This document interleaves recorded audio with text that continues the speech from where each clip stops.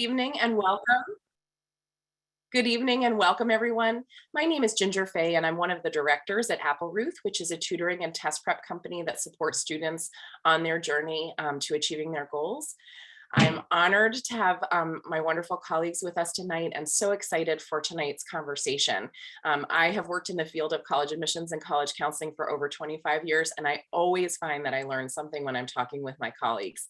So I'm eager for the conversation tonight. You are in for an absolute treat because we have a crackerjack team of experts here to answer your burning questions about the college admissions process.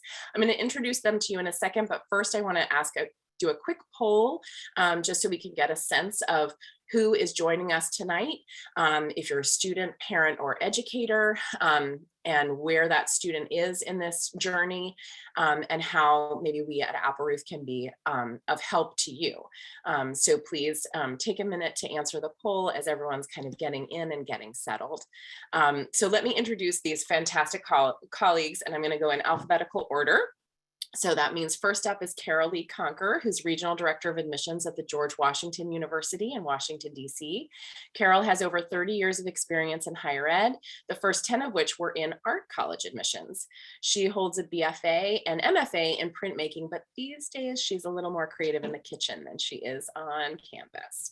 At GW, she manages the art and design admissions process along with what we call in admissions other duties as assigned, including leading all of the regional admissions officers at GW. So welcome, Carol. Next is Rick Clark, Director of Undergraduate Admissions at Georgia Tech. Rick has served in leadership roles, including the SACAC Governing Board, the ACT Council, the College Board, Search Advisory Board, and NACAC. It's more than I could possibly list. Pandemic permitting, he travels annually to US embassies in collaboration with the Department of State to discuss admissions processes and the landscape of American higher education. If you aren't already following Rick's blog, I recommend it highly, along with his recently published book and workbook, The Truth About College Admission, A Family Guide to Getting In and Staying Together. Thank you, Rick, for joining us. And last, but certainly not least, is Sean Felton, who's Executive Director of Undergraduate Admissions at Cornell University in Ithaca, New York. He oversees undergraduate admissions and serves as the university's Deputy Chief Admissions and Enrollment Officer. He's responsible for admissions policy and practice, as well as broader enrollment management work within the university's undergraduate colleges and schools. Sean has been with Cornell for over 18 years now, I think, and served as Assistant Dean of Admissions at UVA before coming to Cornell, which is his alma mater twice over. He has a BA and MA degrees in music, specializing in ethnomusicology and music composition. Sean, I'm so glad you could be with us tonight. So thank you, wonderful colleagues, for being with us. We're going to jump in and answer as many questions as we can in the next hour, and there are a lot. But I did want to mention before we go too far that this is a lot of AP season, I think, for a lot of high school students. I hope my own 11th grader is working on a French project upstairs right now. And if we can be of help to you here at Appleruth, we're glad to. We're getting ready to launch a great program to do final reviews for AP exams. So please join us if that's something that would be helpful to you this as we sort of head to the second half of the second semester. All of a sudden, ready or not, here it is. So let me invite a little bit of conversation with these terrific colleagues. We had invited people to submit questions ahead of time. There were more than 60 at 5 o'clock. There were more than 80 before we got started tonight, and I'm sure there'll be more coming in the Q&A. We're going to try and cover as many topics as we possibly can in the next hour, but if we don't get to talk about your specific question or specific concern, I want to encourage you to reach out to the admissions offices at the schools you're interested in directly. There are people like Carol, Rick, and Sean waiting to take your phone call, answer your email every day. I promise they're real people and they are really excited to talk to you and answer your questions. So please take advantage of that resource as well as tonight's conversation. Okay, so here we go. The most popular topic from the pre-submitted questions was about AP courses, as it turns out. I think pretty close to 20% of the questions kind of fell into this category one way or the other. So we're going to talk a little bit about that, and I want to ask each of our panelists to talk about it in turn. Carol, if you could start us off by talking a little bit about how many AP classes, excuse me, would be appropriate for a student to take. And then Rick, I know in Georgia, we hear a lot about the dual enrollment option versus AP. So if you could ring on that. And finally, Sean, if you could talk a little bit about students submitting their scores from these tests and what role, if any, that could play in the admissions process. So Carol, Rick, Sean, I'll let you go. Okie dokie. Hi, everybody. Thanks for being here. Thanks, Ginger, for hosting us. So AP, everybody is interested in those advanced placement classes. And if your school offers them, it is a wonderful opportunity to get your taste for college level work while you're in high school. In general, the kind of pattern is that a student may start off their 9th grade year with AP Human Geography. That's often offered. Sometimes world history, but most likely it's going to be human geography. So it's usually the first AP class a student can take. And then in 10th grade, they're probably going to be able to move up to 2 if their school allows it, but it might just be, again, be 1 course. A lot of times that could be that world history class. Or if you didn't take the world history in your first year or your human geography, sometimes you'll do both of those the sophomore year. Junior year, you're wrapping it up. You might move on to 3 AP classes. Some students will go on to 4. This is where you might gravitate towards your favorite topics, your favorite subjects that you know that you're going to want to learn more about and you want to perform well. And then in the senior year, a maximum schedule would be probably 5 APs. We've seen as many as 6. And I do know that students can take advantage of virtual school and do APs in their infinite free time. I don't know how these teenagers do it, but I think that we've all seen 16, sometimes as many as 20 total APs from a few students. Keep in mind that you want to be able to be successful in all of these classes, and they do require a lot more work from you. They're very heavy in reading. There's a lot of output that you have to do, and then you have that exam at the end of the year, and that exam is where you're going to be able to possibly be prepared for being able to get college credit if that college that you go to grants it. So APs are a wonderful resource to build that rigor into your curriculum, but you really have to do it with balance. We want students to be successful throughout high school. We don't want you to be tired and cranky. We want you to be happy students. And so make sure that you're selecting classes and the rigor that is right for you. And that's my story. Rick? All right, great. Well, good to be with you all, and Sean and Carol, since I was so late joining you ahead of this, it's good to see y'all as well. And actually, the reason I was barely making this webinar myself is that I was driving kids to track meet and then soccer practice and just, navigating Atlanta traffic here. Always a good time. But as you asked that question, it made me think. I went by a high school that is right next to essentially a 2-year school, college. And, we get a lot of applicants from this particular high school. And so, we see these students choosing between oftentimes AP in the high school or dual enrollment, which is literally walking distance from their high school. And so as you were just sort of asking the question, to me, that kind of brought up a really good visual of the choice these students are making and why you would choose to stay in the high school and take the AP, or potentially as easy as walk right next door and take a dual enrollment class. So honestly, a big part of it does come down to what are your kind of college goals and aspirations, right? Part of this might be that the reason a student would take a dual enrollment class is that is guaranteed college credit at certain colleges. And if their goal is to end up at colleges where they know that that credit is going to transfer and that's the college they want to go to, that's a pretty logical decision, right? However, if a student has an aspiration for potentially going to Cornell, let's say, or sometimes to actually any of our institutions, what they need to be weighing more so, I think, in those kind of like aspirational schools and the selective college admission processes is what is going to be best college preparation for wherever they end up, certainly, but then also like what is going to push and stretch them the most in that area. Theoretically, if you're taking an AP, or if you're taking a dual enrollment class, it's because you actually are interested in it, that you have some aptitude for it, and that you want to like dig a little deeper. It's not just a box check. It's not just a, resume pad, right?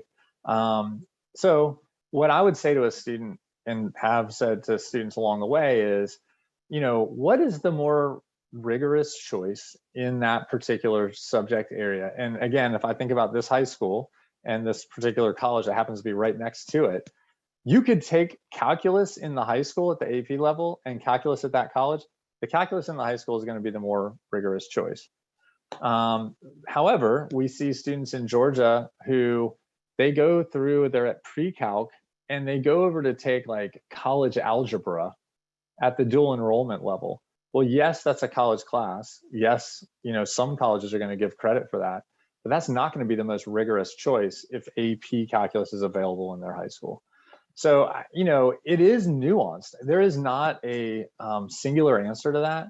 But honestly, I think the students know best when they're sitting there thinking about their courses and their choices and their options, like what's going to be the best A, preparation, and B, I guess, rigor or, preparation again for wherever it is they're going to school.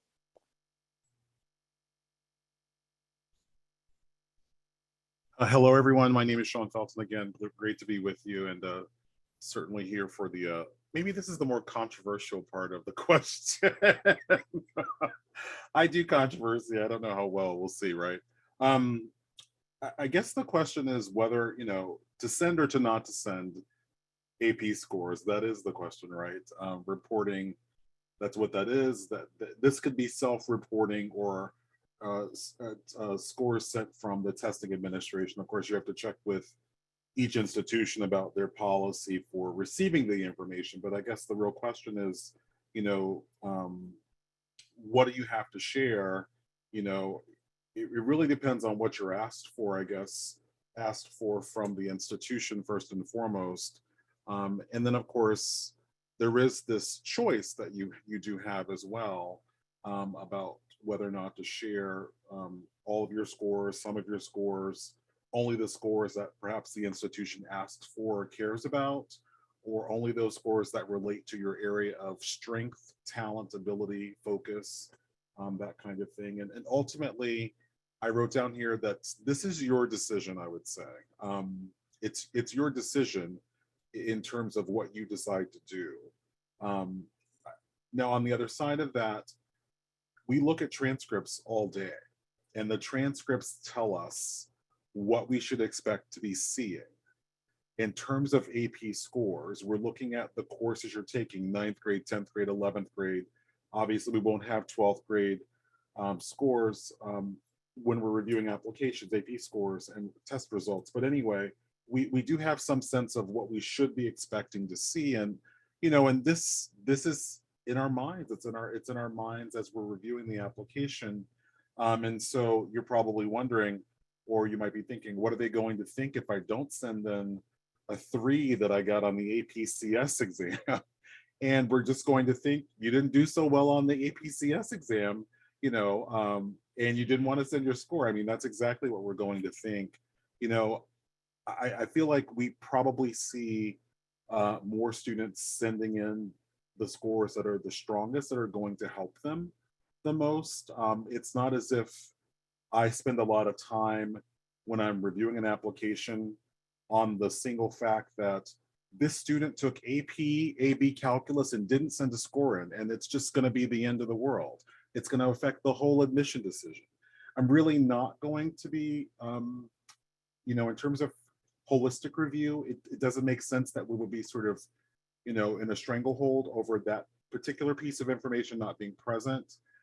Being able to take an AP class is actually preparation for university study, and sometimes that's probably the most important thing that can happen. We know not everyone's perfect, not everyone's going to do well on tests, period, and we'll probably talk about that in just a second. But I do think that ultimately you just have to consider what you have to consider. What's the school asking for? What are my options? Do I have to send? Do I want to send? Is sending going to help me? Is sending going to cost me money? Can I self-report? These are a lot of the questions that you'll have to consider. And, ultimately, it may make sense to contact a particular school if this is a troublesome sort of point and you want to make sure you get it right. Contact the school and see what they have to tell you. Don't give them your name necessarily, but contact the school and just ask them, like, if I don't send in a score for AP Bio that I took in 10th grade, is it going to be the end of the world if I want to major in government and go to law school? A lot of schools may say, well, it's really not that big of a deal. Other places might say, send all your scores, kind of thing. So. Thank you. It is, I think, a nuanced choice, and it is good to get a little bit of advice. I think your comments are all really helpful. And we did have several people in the chat asking about IB programs, an international baccalaureate program, and I think we would say something pretty similar about that. I've worked at a full diploma IB school before, and usually students don't have the benefit of being able to sort of do both curricula. You kind of pick one or the other, but the notion is, if you want to go to a most selective school, taking the most rigorous classes that will prepare you for the challenges you face in college is great. But as Carol said, it's about a balancing act and finding the right rigor for you at the right time in your high school career. So thank you guys so much for those comments. We are going to talk a little bit about testing. Sean, it's like you had a premonition. So the next most popular topic from the pre-submitted questions was about standardized testing. And that is not surprising given how often it's been in the news lately. During the pandemic, we saw just about every college that could offer grace to students who are simply unable to safely take a test. But as things start to open up, at least here in the United States, I appreciate that that's not the case for everyone around the world. But fewer students are unable to take the test, but many colleges are continuing to make the test an optional part of the process. We've seen some colleges like the Cal State system, which just joined their partners at the UC system in going test blind. And if you didn't see it, MIT recently announced that they are returning to requiring standardized testing. So it runs the gamut. So Sean, if I can ask you to start kind of talking about how the role that standardized testing plays in the admissions process at Cornell. And then Rick and Carol, if I can ask each of you to ring in, because your schools are unique and different. As a state university at Georgia Tech, there are often powers that be that are kind of involved in that decision. And Carol, of course, GW has been test optional since before it was cool, or starting to make it cool, I guess, in 2015. So Sean, if you can start us off, and then Rick and Carol, if you can join. Thank you. Well, we are. I never saw this coming. I don't think any of us saw any of this coming, by the way. But becoming test optional was shocking. It was jarring. Cornell has always, I've been here for almost 19 years, has always required tests of every applicant. And, almost every single applicant presented test scores, or we just didn't review the application, or the application wasn't going to be successful. For the last couple of years, however, we've been test optional.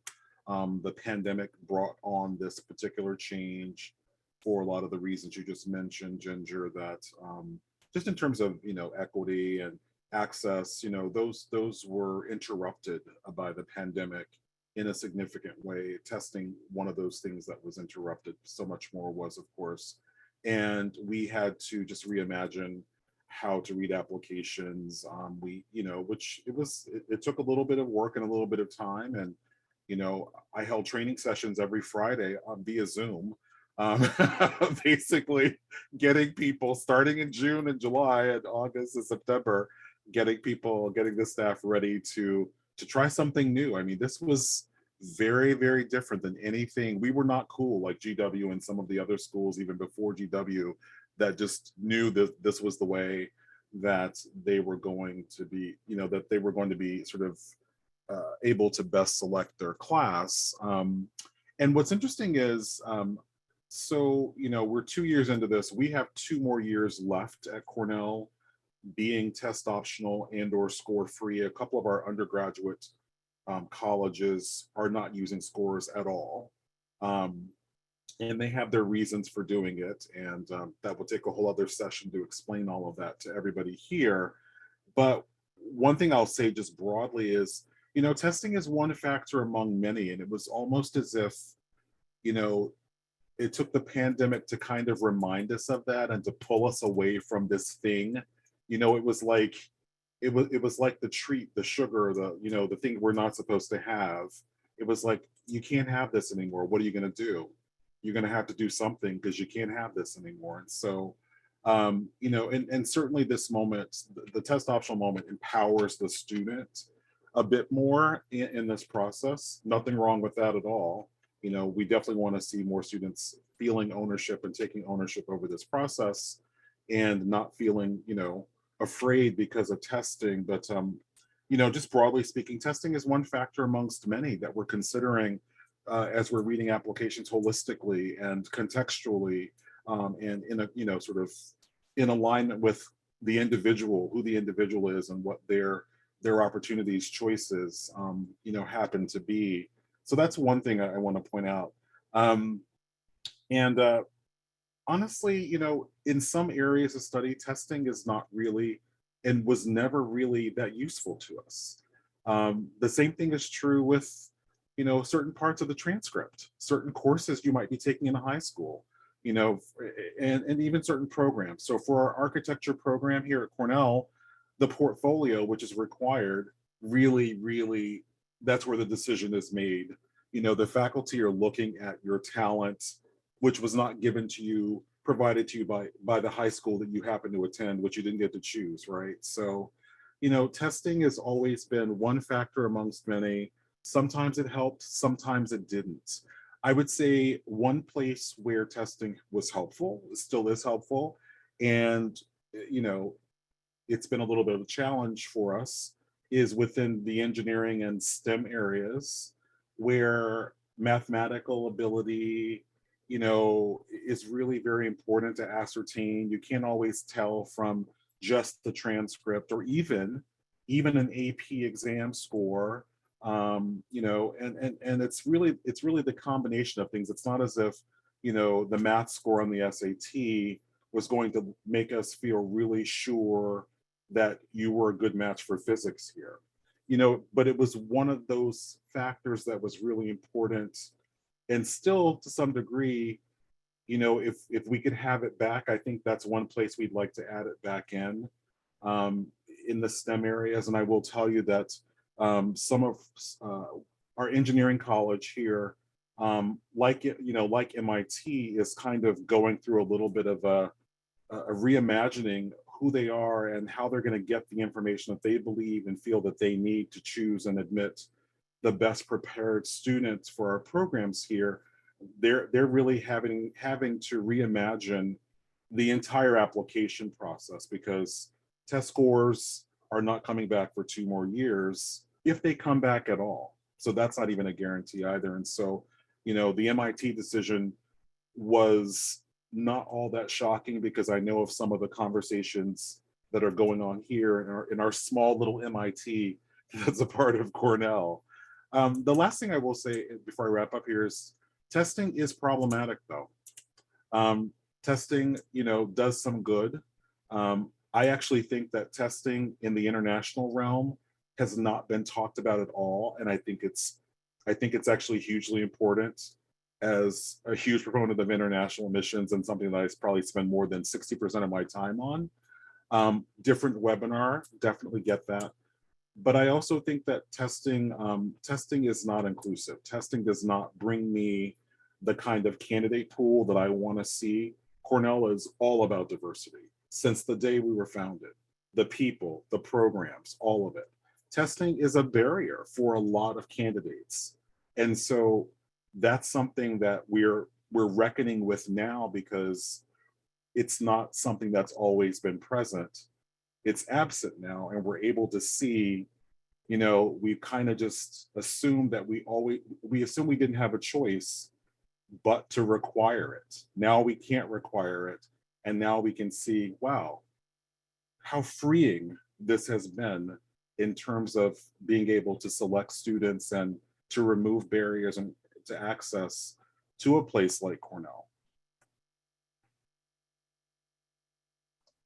Sean, that was, I want to say, beautiful. That was a really great way to kind of set it up for, an institution. It's been test optional now 7 years. And when GW became test optional, we actually started when we acquired or merged with the Corcoran College of Art and Design, and they became a part of GW, and they were a test optional institution, as most art schools are.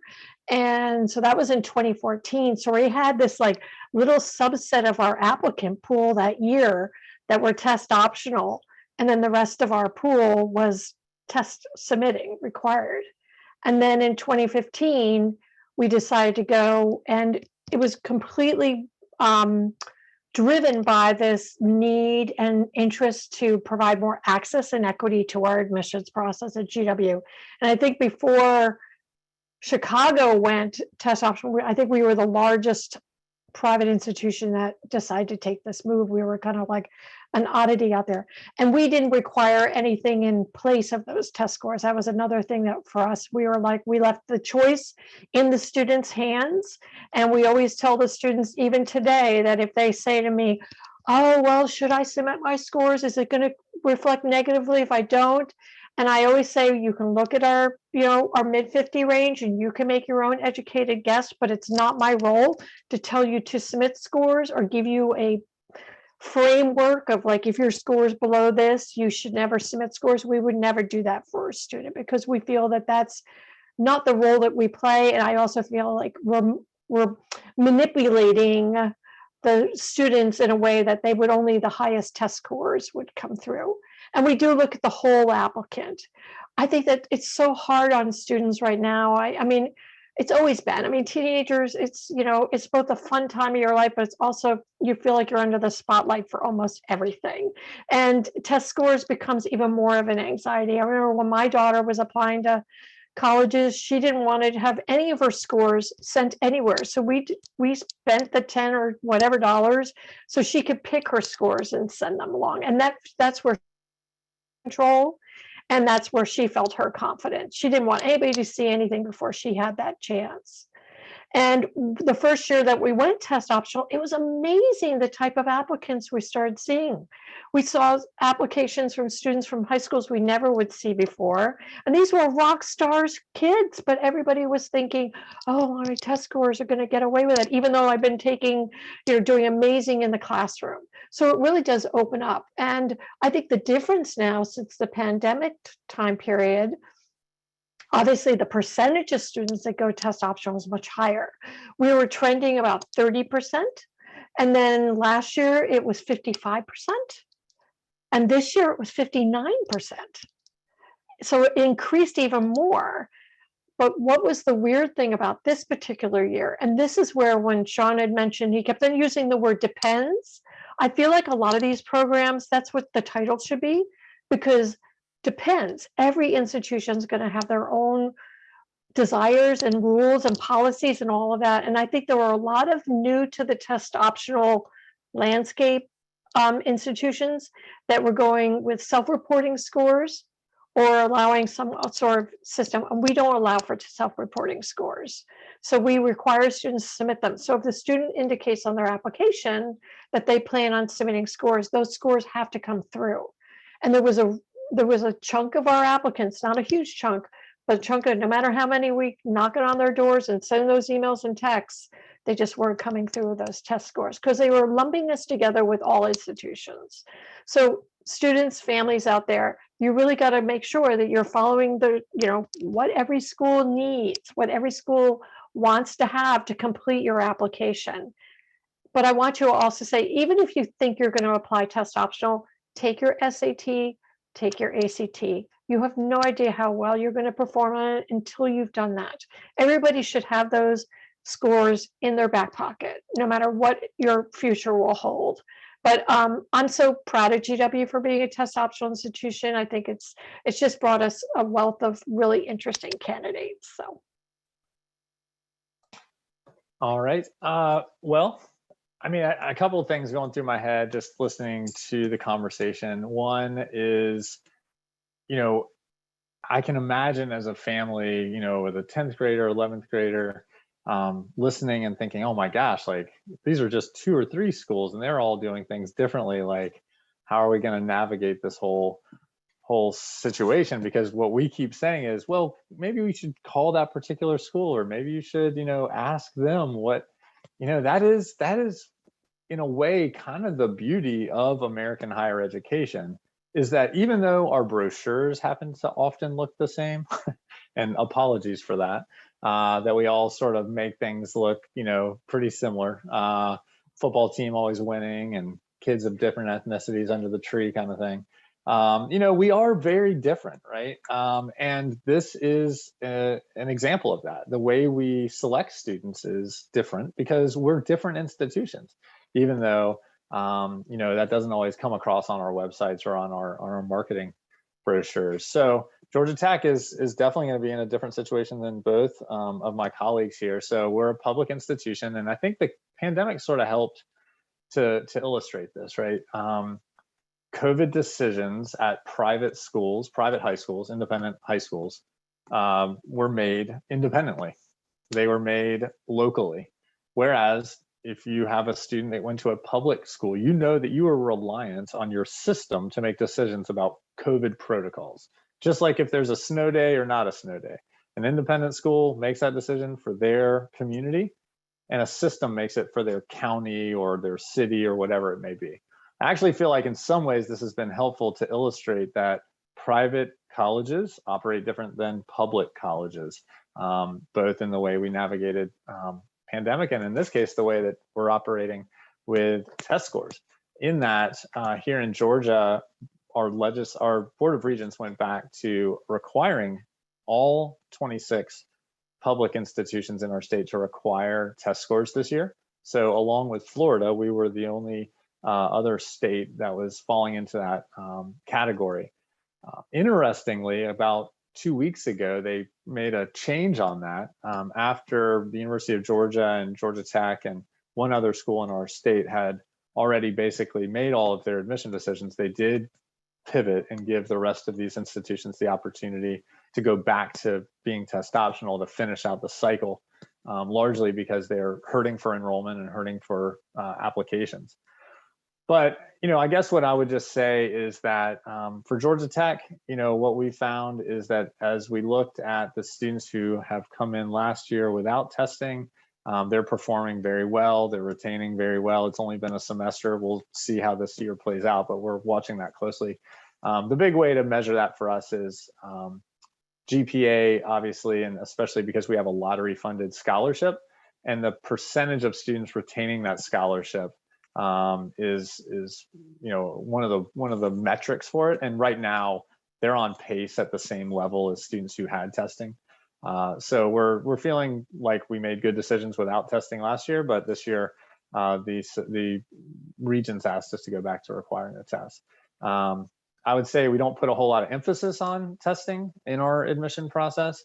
Most students who choose to apply to Georgia Tech have good test scores.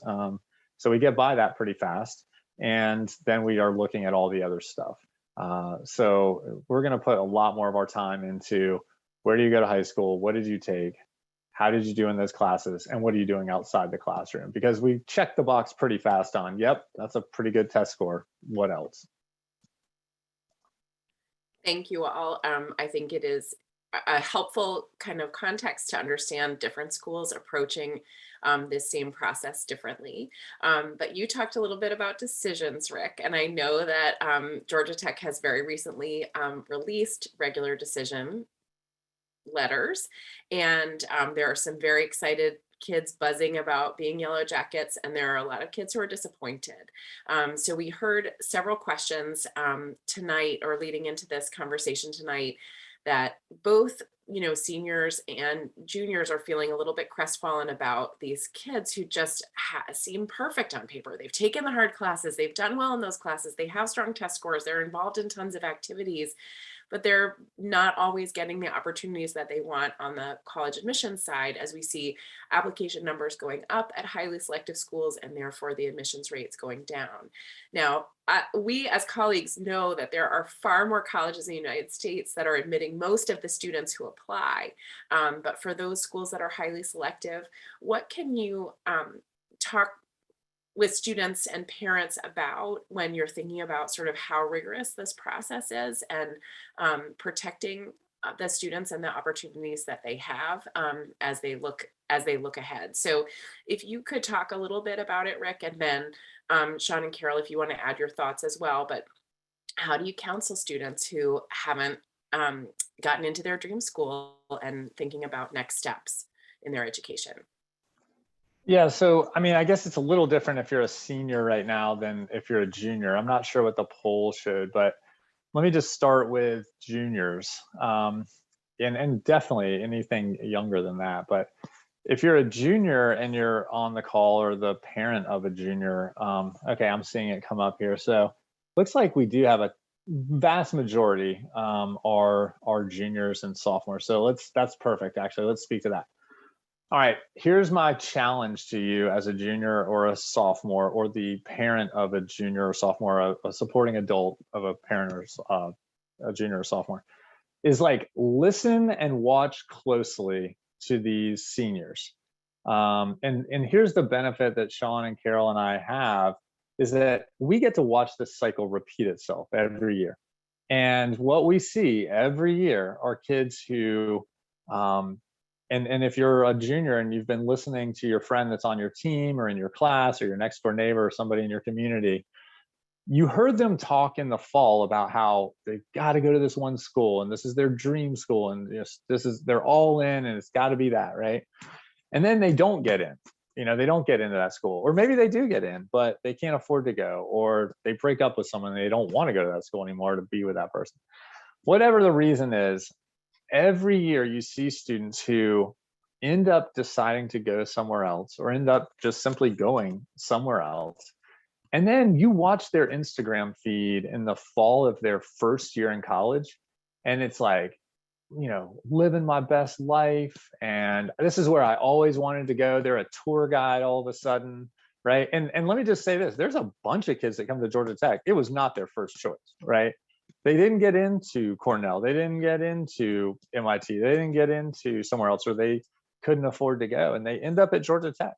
And we talk to them all the time, right? And they're thrilled to be having this experience. And so I guess that's the big thing I would point to, is to simply say, year in and year out, we see that kids are way more adaptable and resilient than I think as parents we sometimes give them credit for.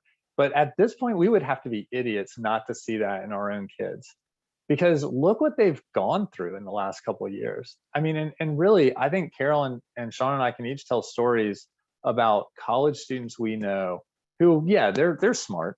I mean, they're talented and they're hardworking and all that. But you know what they really are, is they are adaptable and resilient, and good college students like figure out a way. And no junior right now or sophomore would have scripted to have their high school experience look the way it has. I get that. COVID, nobody would have chosen it. But in some ways, I would argue that is advanced placement of life, right? That is AP life that they just have been taking. And it's probably the best college preparation that any high school kid could have got. Forget the academic side of things. They have been forced to figure things out. They've been forced to make changes, to be adaptable, to be resilient, to, kind of figure things out on the fly and create relationships in different environments. That's college too. So, I think in many ways, I don't want to belittle that people sometimes are, emotionally invested and upset or whatever. But if you're a junior, and a lot of kids on this call are, my challenge to you is to never utter the word dream school or top choice. And if there's 4,000 schools in this country, you're selling yourself short again, I think, by feeling like you can only fit or match to 1 or 5 or 10 of them. You're way more diverse yourself. You're way more malleable. You're way more multifaceted than just one statue or one arch or one building with one bumper sticker. And so I think we need to think more of ourselves and think more of our kids. That would be what I would say. Thanks, Rick. Carol or Sean, do you guys want to ring in on that?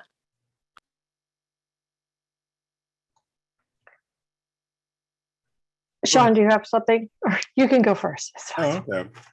I mean, I was going to say I agree with everything that Rick just said, and I also wanted to just sort of add that every institution can be some applicant's second choice, even Cornell. So it's not as don't think that you know.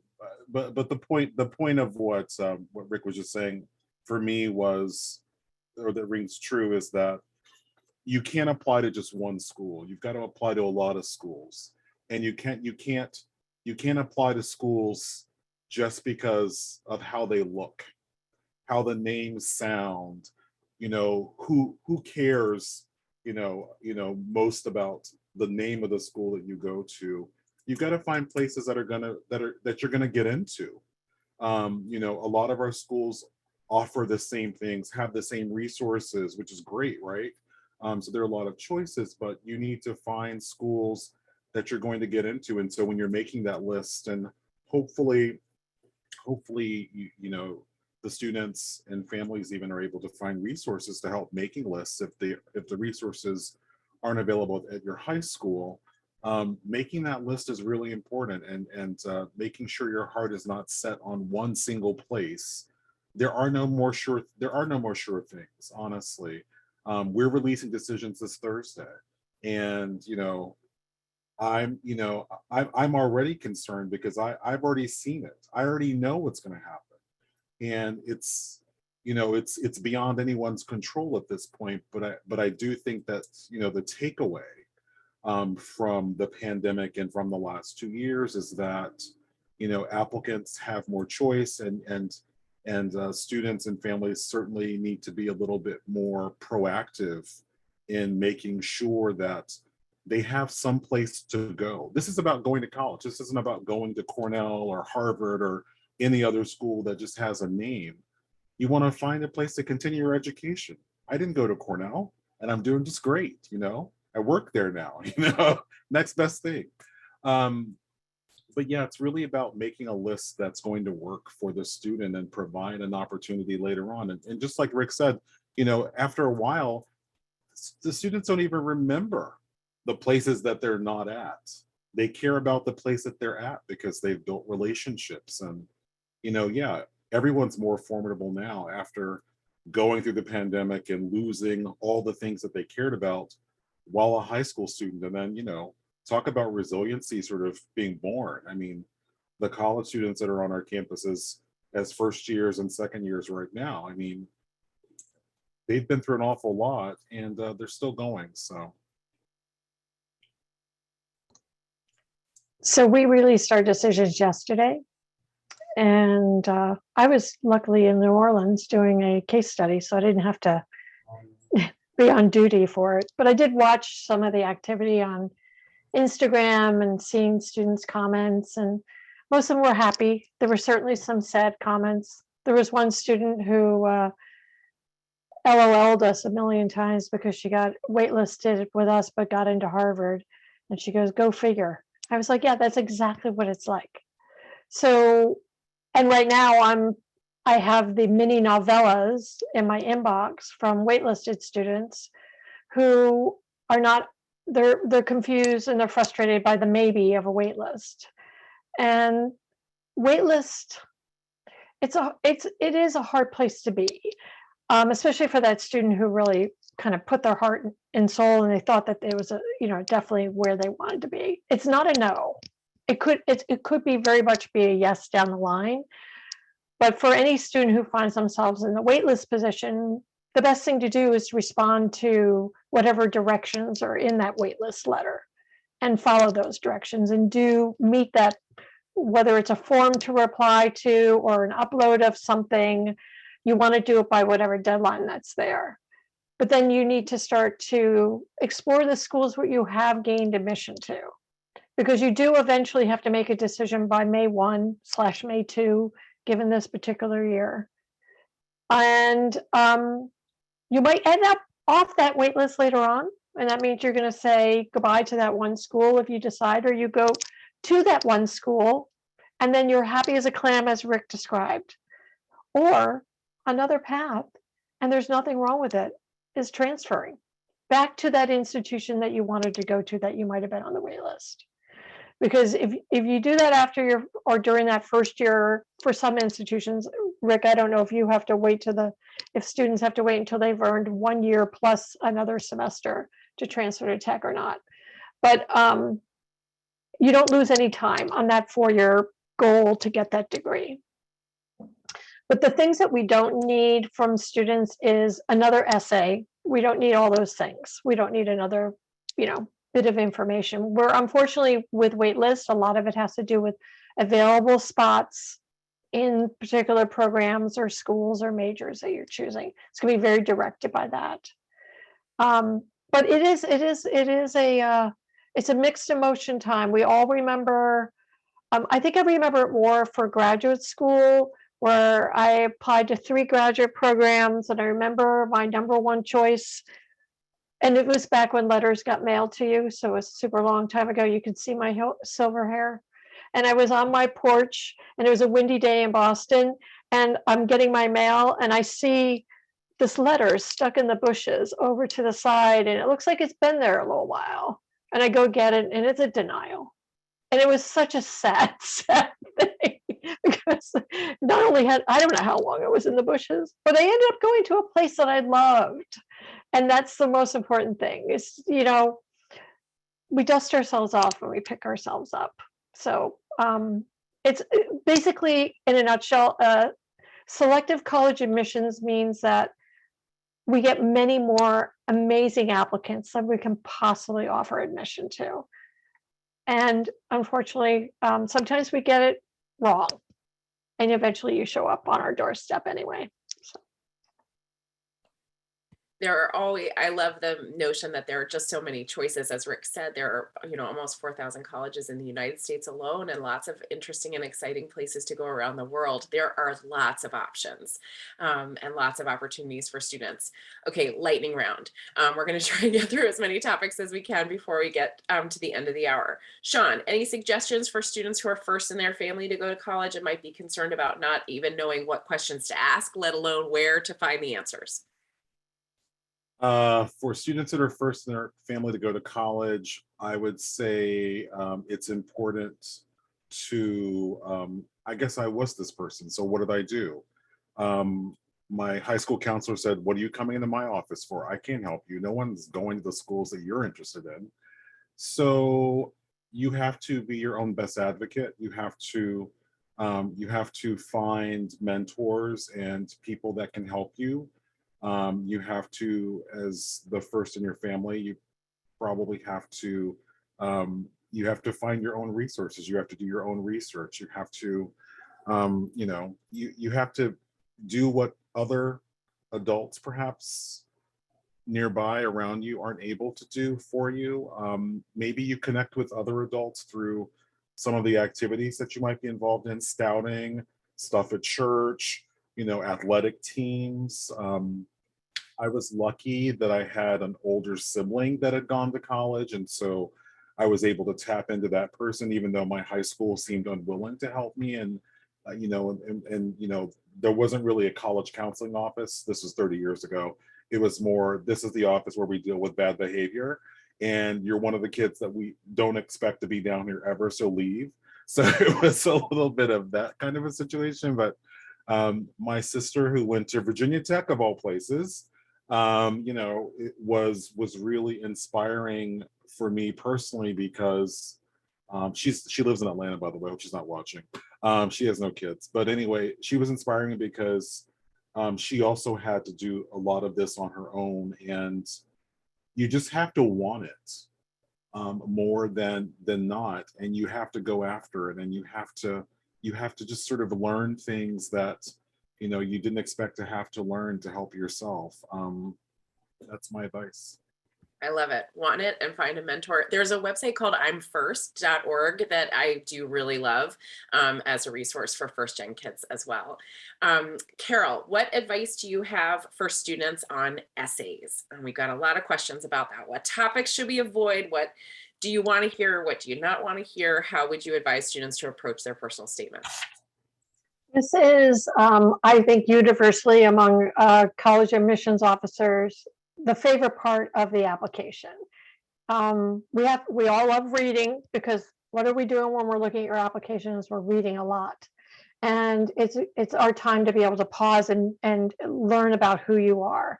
So when you're looking at the essay prompts, don't try to navigate through it and go, I wonder which one I should answer rather than which one you want to answer. Go with a prompt that speaks to you. And even if you go with topic of choice, sure, you could probably recycle something from class, but we would actually prefer that you choose a topic of choice that you want to write about in that limited time of number of words that you can. The sports essay is probably one, the Achilles, that, injury that happened seconds before the finish line, things like that. We don't need to read any more of those. If you're going to write about a volunteer or mission type of experience, talk about what you've done as part of that since going to it. Don't focus on how, we've all heard it, how amazingly happy you found poor people to be. We don't need to hear that from you. We want to see what you learned from that and how you brought that experience back home. And, we're really learning about you through that. Definitely proofread, especially for any college or university that's asking you that why essay. You certainly do not want to mention another college or university or mix up cities with locations and such. I think the top one I saw was where a student mentioned 8 times the incorrect university back when we had a why essay. We don't do that anymore. So you want to make sure you're proofreading, and your parents, stay away. Don't write that essay for your child, and do not hire somebody to write it for your child. So that's my advice. Thank you. Yeah, the voice of a 47-year-old comes across as opposed to the voice of a 17-year-old. And people who work in admissions really love 17-year-olds and hearing what they have to say and what they have to say about the world. I often encourage students to think about what they want to say rather than what the question is asking, right? Because it's your chance to really speak directly to the admissions committee, which is, as we know, a lot of fun. Rick, you are so good at putting on sort of your turban and looking into the crystal ball and telling us sort of what the future holds and what lessons we can learn from this last admission cycle. What are you seeing in terms of sort of trends? What lessons can we take from what we are just kind of going through right now? And what advice does that mean for these, mostly 10th and 11th graders who are tuning in tonight? Well, I don't know. I've been wrong lots, and I'm on record as being wrong lots. Now all these recorded webinars, man, if we played them all back, I don't know how good my percentage is. I guess a couple things. I mean, the biggest one I would say is what I'm seeing is that the admissions cycle is getting very, very blurry. I do think that there was a time not that long ago it was a little cleaner in terms of when generally people had deadlines, when they released decisions, and when they wanted students to let them know, and then oftentimes when waitlist activity would occur. But just all the various iterations that now exist in terms of when students can apply, what that might bind them to. Right now we're heading into this sort of waitlist period, and I really think that that's going to continue on through the summer as yield is less predictable than ever, I think, in many ways. So I guess what I would just tell a junior is, and Sean kind of put his finger on this a little bit earlier, like one of the biggest things about the college admission experience is like control what you can control. And, focus on what we've all sort of hit on a couple of times. And I think that is, we fool ourselves into thinking that the goal is to end up at a certain place. And as parents, I think we do this sometimes in thinking like, either this is what I want for my kid, or this is what I legitimately think is best for them. And sometimes those two things get mixed up or a little bit blurry themselves. But I think if as people, as humans, regardless of our age, and definitely as parents of young humans, what we really want when we think about them being happy and successful is we want them to have choices and options. And that is what we can focus on. That is what we can control, is giving yourself choices and options. And we've all said this in different ways tonight, but this idea of like having a balanced list of schools that you apply to, of keeping your options open, of not getting too fixated on one place. And even now, as I've kind of trying to describe this sort of blurred cycle, like, don't concern yourself with that, right? Concern yourself with putting yourself in a position where you're going to be able to, and kind of be in a headspace where you can like maximize the opportunities you're afforded. And I think as long as we can kind of keep ourselves in check and keep ourselves kind of balanced and focused in that direction, generally everything's going to end up being okay. And like I said earlier, man, listen to these seniors, because here in the weeks ahead, they're going to end up making a decision, getting really excited, like hopefully burning the t-shirt or hoodie of the schools that denied them and having fun doing that, and just, you know, graduating and being excited about the summer and getting on board with where they're going. I mean, we see this cycle every year repeat itself, and kids are like cats, man. They land on their feet, they do great, and it's fun to watch. Thank you. Sean, can you talk a little bit about extracurricular activities and how you would recommend students spend their time outside of class? The introverts of the world are also wondering if there's a place for them in college, because they hear all about, you know, the importance of passion and leadership, and what is a quiet person to do. So if you could speak to that a little bit, please. Oh my gosh, I feel like I want to just answer the question with silence, actually. And those who know me well know that I absolutely hate the word passion. Honestly, it is the word that I think should be removed from this process, from my work. Passion is just something that you really care about. And so, yeah, we all have passion. It's not like you have to go find it, dig it up, plant it, hope it grows kind of thing. It's just there. But as far as extracurriculars are concerned, I mean, just to make this really quick, you should do whatever it is you want to do, and know that colleges and universities will be happy to see how you have chosen to spend your time. I mean, that's really the answer. I don't walk into an application with expectations just because I don't know what to expect. We read applications contextually. Where you go to high school determines what activities are available through your high school. The town you live in, the state you live in, the country you live in. If you live in a city versus a small sort of town in sort of a more bucolic setting like Ithaca, that might determine what's available to you, what your choices are in terms of how you spend your time. And so, you should do what you love, do what you care about. That's what we want to see. That's what we want to sort of understand why you're choosing the things you're choosing. But we still want you to choose those things that give you purpose. So that's how I would answer that. One of the questions is about that, actually. So, it's not as if that we're looking for something that's not there. I think sometimes that question comes from those who think we're not going to believe that this is enough. Whatever you choose to do is enough. I love that. Thank you. Carol, can you talk a little bit about demonstrated interest, how students can show a college that they're interested, and also how they can learn about a college? Are those virtual visits worthwhile? I think you read my mind about the virtual visit part. Let's start there. So this is where all of us in the college side were kind of like, oh my gosh, why haven't we been doing this all this time? The pandemic, so that we were like running around like, what are we gonna do? How are we gonna show off our campuses? Oh my God, we don't know what Zoom is. And we started to like slam together these yield programs, which are the admitted student programs. And we made them work, and they were good. They weren't great, but then they got better. They got really better. So every college and university that you may be looking into will have some sort of virtual component within their website for you to explore. Highly recommend it. It's a great way to really explore so many colleges right from your house. Very super easy to do that. And then you can narrow that down and actually do that 3D in-person visit later on. My university does not use demonstrated interest anymore. and we haven't used it for 6 or so years.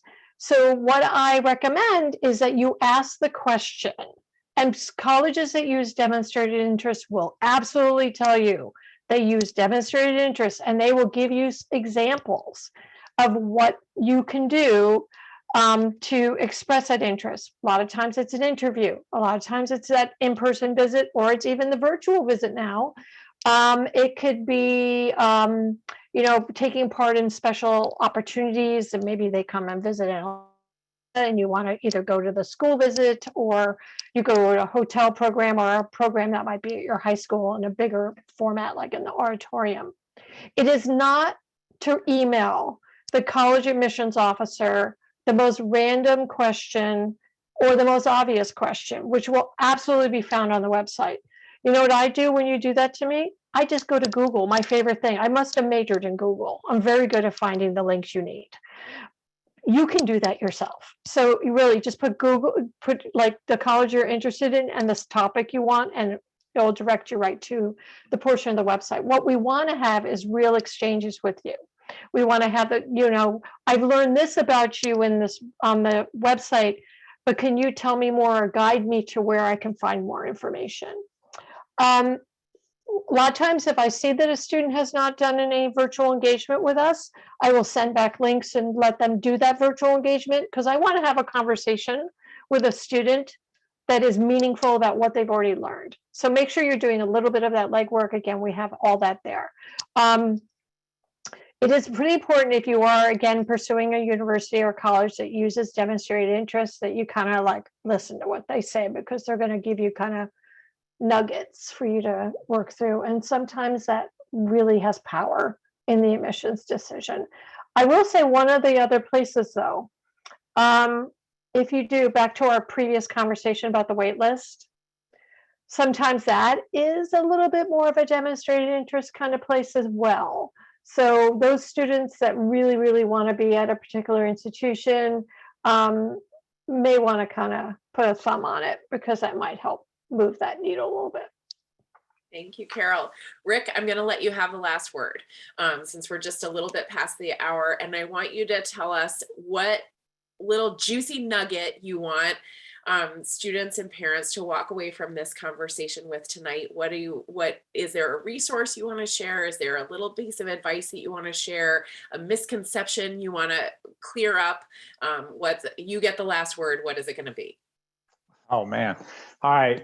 I think that when we think about college admission and just say it, sometimes people get very nervous, and it brings about some anxiety because they think about things like tests, and they think about things like decisions and essays and whatever the thing is for them, the money, who knows, right? But college admission just like can have and connote, unfortunately, some feelings of anxiety.